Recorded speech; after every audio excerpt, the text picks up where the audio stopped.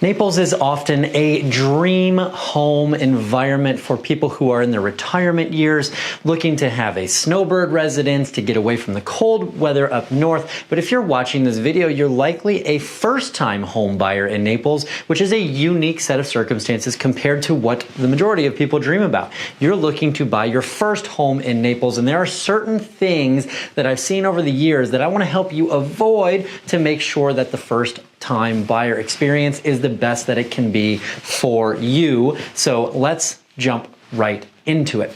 Now, my name is Brad Dohack with Gulf Point Properties right here in Southwest Florida, and I have been in real estate for almost 19 years here locally, and I've seen a lot of the challenges that can come in the way in any real estate transaction, much less a first-time home buyer type of transaction where you just don't know what you could possibly be getting into. So in these tips, this will help you navigate the process and then ultimately get you on your way to buying that first home. So first of all, you want to make sure that you understand the local market. There are a lot of different aspects when it comes to local real estate. Some areas that are, known to be great, some areas that are perhaps not quite as great, and that could mean a lot of different things. And so understanding what your needs are and understanding the different areas, that's a really huge component in making the right decision. For example, with a lot of the hurricanes that we've had lately, some of the coastal properties have insurance that is an extraordinarily high expense, and that may be something as a first-time home buyer you want to avoid. And so we'd want to look in areas where you don't have that significant expense, which you might not necessarily see if you're just looking at the asking price of the property online. In our local market, there are also different times of the year where there is a higher demand for homes than other times of the year. And so if you are a full-time resident and you're a first-time home buyer, full-time resident, it may not be in your best interest to purchase a home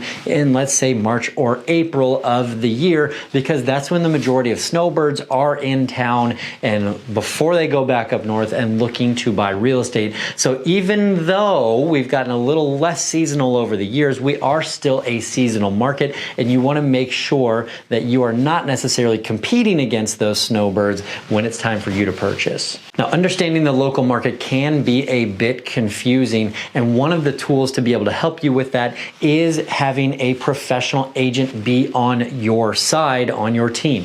Now, if you do not have an agent, me and my team would be happy to have a conversation with you with no obligation to understand the process and understand what your goals are. So feel free to reach out. We're going to have the information here at the bottom in the description about how we can get in touch and be able to talk about your goals and dreams and what you're looking to accomplish.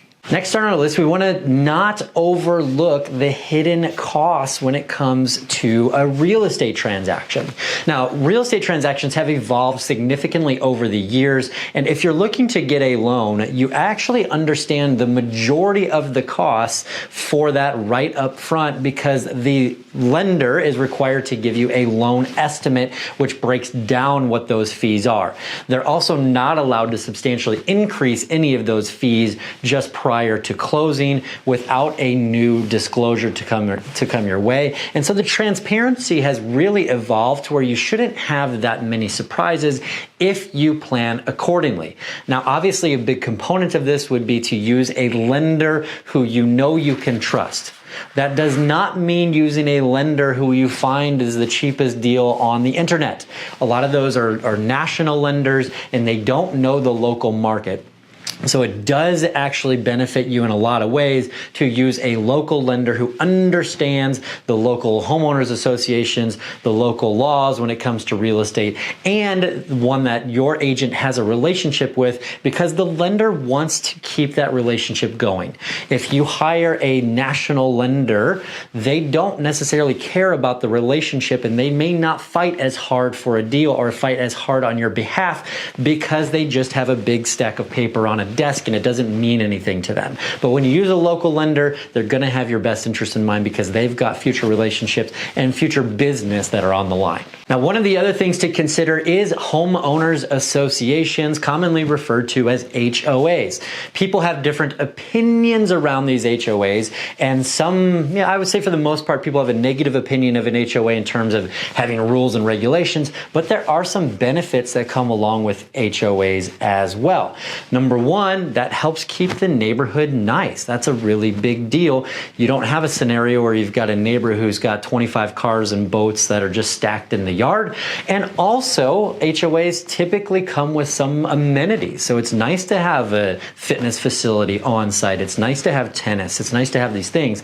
But as a first-time buyer, you want to make sure that you understand the fees associated with the homeowners association if you're going to be moving into a neighborhood that has one.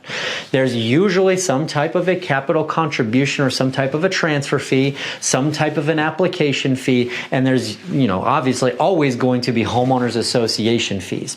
Now, it is a requirement by law that the seller discloses all of those fees and any of the rules and regulations that come along with that homeowners association. But if you get that early in the process, you'll be well aware of that before it gets too deep into the home buying process. Buying into a community with an HOA is buying into a community where you have certain rules, regulations, and fees that you are bound to. So just make sure that that fits in line with what your ultimate goals are. One of the other big factors that we want you to consider is insurance. Insurance is an important part of the home buying process.